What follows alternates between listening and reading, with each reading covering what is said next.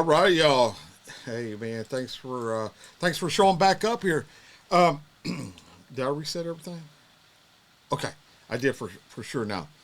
All right, man. Let me read this request to you, Joe Riley. Thank you, Joe. It's a female.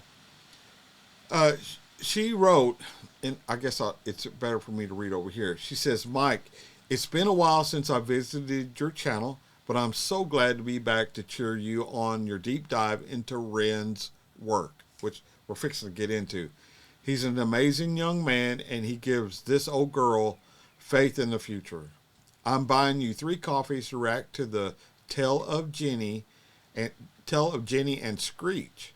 It's an official music video. It's a song in 3 parts, and it's really important you play the full official video. You'll understand why when you've watched it. Having been in law enforcement, happy retirement, she says. Thank you, Joe. And witnessing the cycles of life some people live, I'm sure you'll understand how profoundly insightful this song trilogy is. She goes, it's a little long at 13 plus minutes, but trust me, it's worth the investment. It'll hit hard, but it's breathtakingly beautiful for its mastery. So holy shit, I didn't read that part. I don't know if I'm ready for this hitting heart part. I think the older I get, the mushier I get. You know, my granddaughter fell off the couch and bumped her head this morning, and she's only a year old, but she's got these big old teardrops. And when she starts doing that, I start tearing up. And God, I'm turning into this freaking 12-year-old girl. I think emotionally, I don't know what's going on with me. So that being said, man, let's bring y'all up to where I am. I'll put that microphone too high. Now I can see. All right. So, yeah, it's 13 and a half minutes, and I'll have to pause it at least 2 or 3 times in there to make sure the copyright thing doesn't bite me in the butt. So, without further delay, let's just go to it.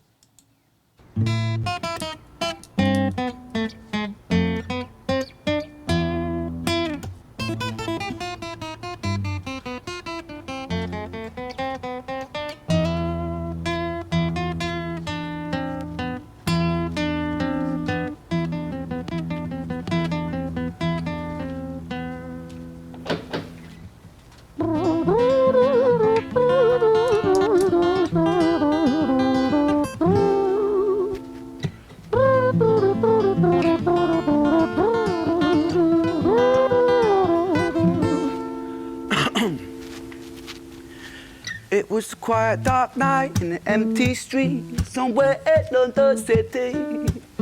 Jenny walked alone, she was dragging her feet. She was heading back home to sleep. Well, she knew this town, she knew this floor, because she walked it about 1,000 times before. She wanted to escape. Can you blame? Well, on the very same night, in a different place, there walked this hooded young youth by the name of James. He was 14 years old and out of his brain. He'd been smoking ganja with the boys. James, he grew up to be a kid of the street. His mates called him Screech. He was quick on his feet. He was a liar, a thief. At 14 years old, the devil had set his sights on his soul. As Jenny walked home all alone, she felt scared. Usually she was alright, but it was like there was something in the air. A divine intervention telling her to beware, maybe intuition bugging her and making her so scared. Sirens sound in the distance at the beat of Jenny's feet. A symphony of the night that echoes crime on London streets. Jenny turns a corner, their eyes they meet. Our poor girl Jenny, a boy named Screech. Give me all your money, bitch, give it to me. If you cooperate, then you'll soon be free. I want your purse, your phone, don't fucking look at me. I mean it. Bitch, are you listening to me? Jenny freezes statue like a lady shakes stalactite. Feel like liquid nitrogen in the dark night. She tried to find strength to move, but stayed as still as a statue in high-heeled shoes. What the hell you playing at? You playing games with me? I swear to fucking God, I'll slice the rosy off your cheeks. You think I don't mean it, girl? You don't know me. The last thing you see will be a boy called Screech Reach. Yeah, I don't think this one's... I don't think it's going to end well for Jenny here. I could be wrong, but, you know, where are the parents, you know, for a 14-year-old kid being on the streets? You know, You're 14. You should be, when the lights come on, the street lights come on, you should have your ass at home, getting a bath, making sure your homework's done and getting your butt in bed. And I'll tell you, I didn't feel like I had the option. I knew my dad would literally murder me if I didn't do what he said. At least that's how I felt, and that's the fear he instilled in me. And I didn't know that there was an option that you could drop out of school. I mean, don't get me wrong. I'm not stupid. I knew you could drop out of school, but I knew I wouldn't live to see 15 if I dropped out of school. So I didn't drop out of school. That's what it takes for these kids, is to have strong parents who love you but are willing to break your back if you don't do the right thing. So let's get back to it. This kid Ren is very, very artistic and very talented, and this kid's gonna be somebody. I'm not trying to belittle the fact that he ain't somebody now, but I mean, I hope he gains worldwide attention.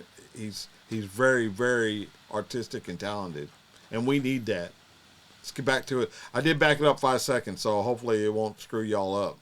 You don't know me. The last thing you see will be a boy called Screech. Reach with the sheath, that the blade with the teeth that could bite through steel and slice concrete. And he swung possessed with the devil in his chest, and the statue she was turned to butter in her breath. It was a quiet, dark night in an empty street somewhere in London City. Jenny lay still on the cold concrete. She's found somewhere to sleep. Well, she knew this town, she knew this floor, 'cause she'd walked it about 1,000 times before. I guess that she escaped. It's such a shame.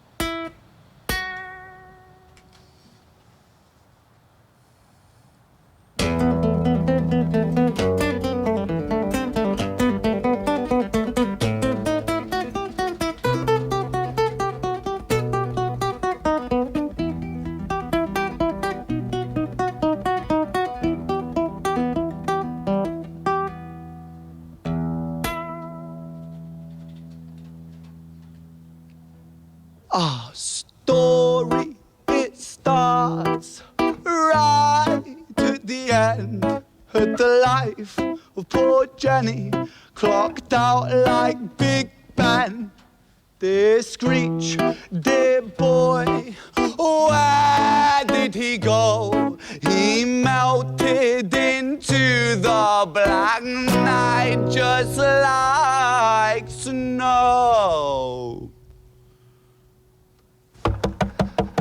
Patrick, man, let me in, please open the door. I think I fucked up, Patrick, really fucked up, man, I'm not sure. I got crazy, left this lady lying still on the floor. I think I killed her, Patrick, come on, man, I can't knock no more. But Screech kept on knocking till his knuckles became sore.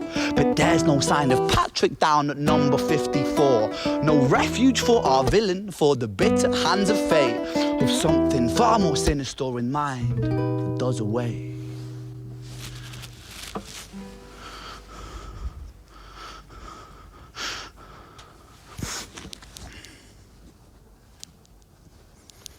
Hey, babe, are you in? No, nothing really, I'm just a bit tired, listen. Can I swing around yours for a few moments? I just really miss you, babe. What the fuck do you mean you're busy? You fucking bitch, for fuck's sakes!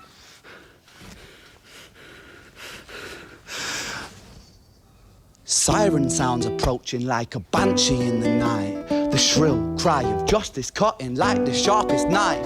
But Screech was never one to run, not one to miss a fight. One hand upon his blade, he turned to face the blue lights. Come on then, you fucking cunts, let's fucking have you then. I am Screech, I'm the boss, I'm the ender of men. You think that uniform you're wearing means that you own these streets? These are my fucking streets, and they call me fucking Screech. Richard was an officer who stood at 6'3", working London on the night shift. What he didn't think he'd see was a boy running at him like an animal possessed. With no time to hesitate, he fired 4 bullets at Screech's chest.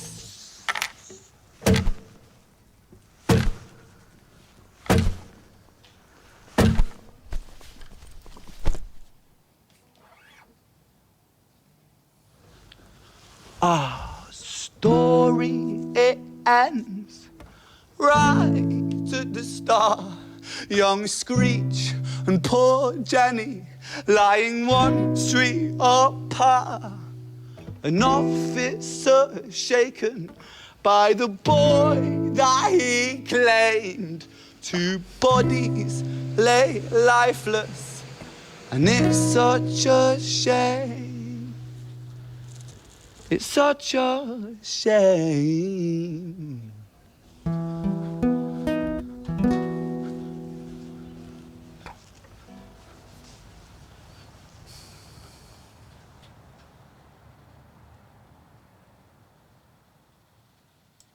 All right, man. So, what did I just do? Oh, okay. No, I there for a minute I thought I rewound it or something. But so what we have Jenny on the first act here. Jenny was out. She was scared. You know, something just wasn't feeling right. You know, her hair was probably climbing up on the back of her neck. You know how you get when you just can't explain it, but you know there's just something not right. It's your survival instinct is what it is. And she gets confronted by the 14-year-old. The 14-year-old stabs and kills her. And then the 14-year-old runs, and he runs to a friend's house. But Patrick is his friend, and he was trying to tell Patrick, you know, that he'd killed this girl, but he wasn't for sure that he did it. And then before anything could happen from there, the cops, we don't know why, but the cops came looking for him. They found him, and 14 years old, you know, you're not thinking right. So he charges with a knife to, you know, he brought a knife to a gunfight. And the way police officers are, and I'm sure England's no different than America or Australia, is we have families too, you know, and man, thank God I didn't ever have to do anything like this, because I would have done the same thing that cop did and had to live with that. Although at the end of my shift that night, I would have went home to my family, and had I not done that, I would not have gone home that night to my family. So even this is probably fiction, I would go out on a limb and say that, but man, can you imagine the burden that police officer will have to carry for the rest of his life? He knows he did the right thing, but I will tell you that even if it was me and I would have had to done that, I know it was the right thing, but it would have been difficult to live with. You know, thank God, like I said, thank God I was never put in that position. Thank the Lord. So let's get back to it. Should be finishing out with the third one. I think. I really don't know how this is working out.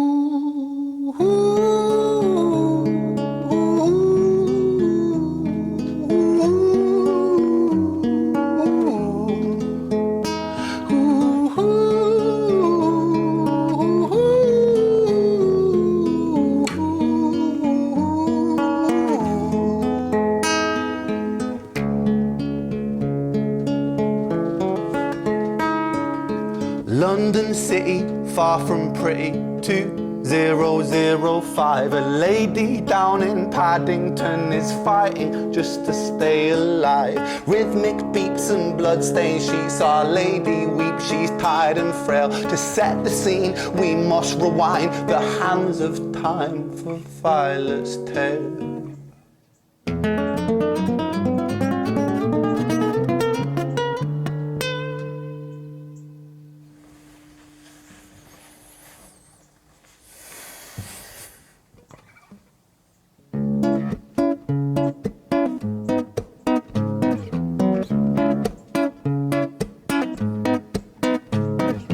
Violet was a silent girl, grew up with violent starts. Her mother was a drinker and her father was a bastard. Every night he took a tie but never left the room. I'll spare you of the things he did, I'm sure her mother knew. Violet was a silent girl, she moved out at 16. A semi-detached council flat, paid for by a welfare scheme. Packing shelves at Tesco, stacking jars like pickled bricks. She met a boy named Stevie and he was a little prick. Violet was a silent girl and Violet she fell fast. See, Stevie was a wrong un, but he sure knew how to charm her.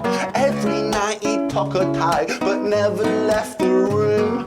History repeats itself, he'd paint her black and blue and dark.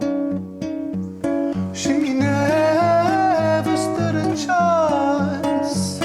The devil comes to dance. Violet, why are you always so quiet? On her bedroom door and he's irate. He's been drinking and smoking, he's up late. And he stands by her bedside, she shakes, but her eyes stay shut. You fucking slut, I know you're up. And he pinches her eyelids and folds them up. Violet, why are you lying to me, Violet? She stays silent, things turn violent.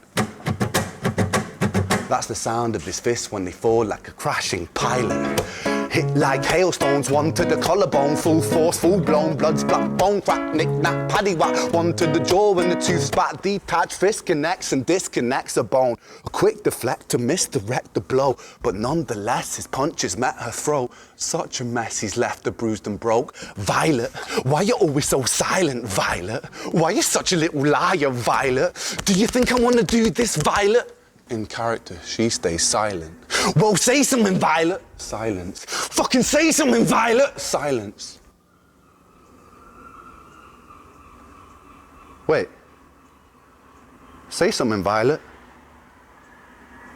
Not one word. She stays quiet.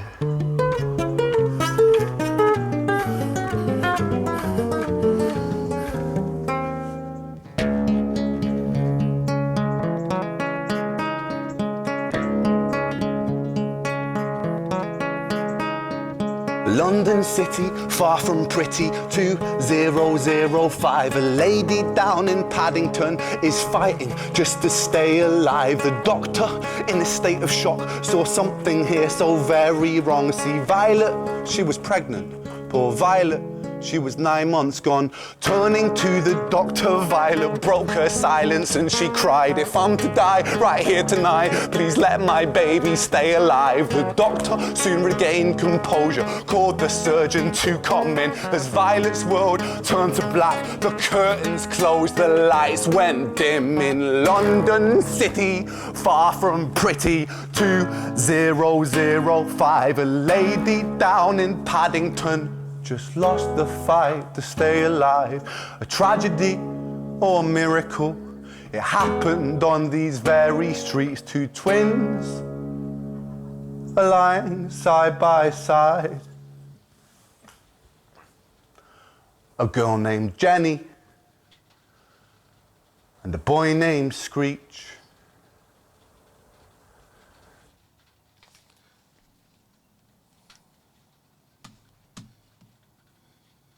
Oh man, this kid is incredible. What a sad tale, man. The cycle. Let me tell y'all something. As a police officer, some of the best days of my career and that spanned 27 years, was putting these assholes who beat their significant others in jail. I like nothing more.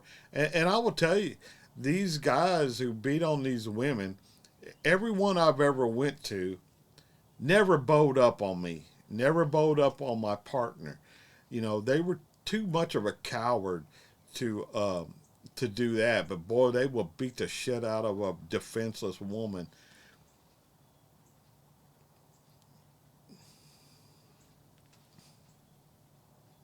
Yeah, that was some of the best times for me. Uh, you know, unfortunately, some of them wouldn't, most of them wouldn't press charges. You know, at the end, when it was time to go to court, they wouldn't show up, or they didn't want to press charges because they got themselves in a position to where they didn't work.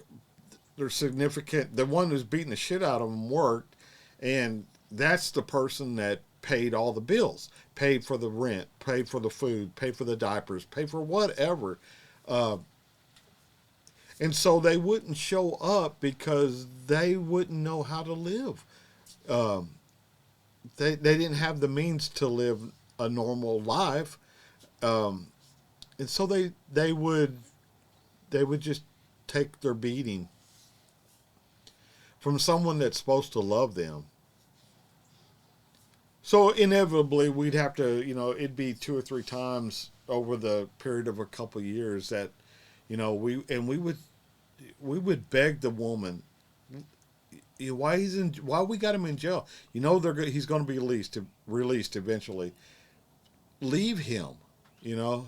Oh yeah, I'm gonna leave. I'm not gonna be his punching bag anymore.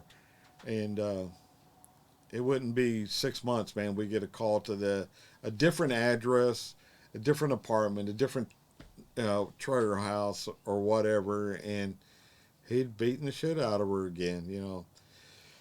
So that's kind of what this guy's talking about. That's what was going on with Violet, you know, her significant other. I mean, how do you how do you hurt somebody that you love? You know, I mean, I totally understand harming somebody that's intent on harming you, but I don't understand a man beating on a woman. I don't understand women beating on men either. There's some women out there. I've only dealt with one. It wasn't that big of a deal, but my experience is of being a police officer has been predominantly men beating on a woman. Whew. I'm getting pissed off just thinking about it right now, or just talking about it, because it brings back memories. And I will tell you, sometimes I don't know how I compose myself to not do what a normal person wants to do, you know. But I didn't. I was professional, you know. But so anyway, y'all, that's gonna do it for me. We're almost 25 minutes into this. Thank you for showing up. Thank you for spending time. And until I see y'all again, I'll catch you down the road. Let's get into this outro and let's get the hell out of here. Bye, y'all.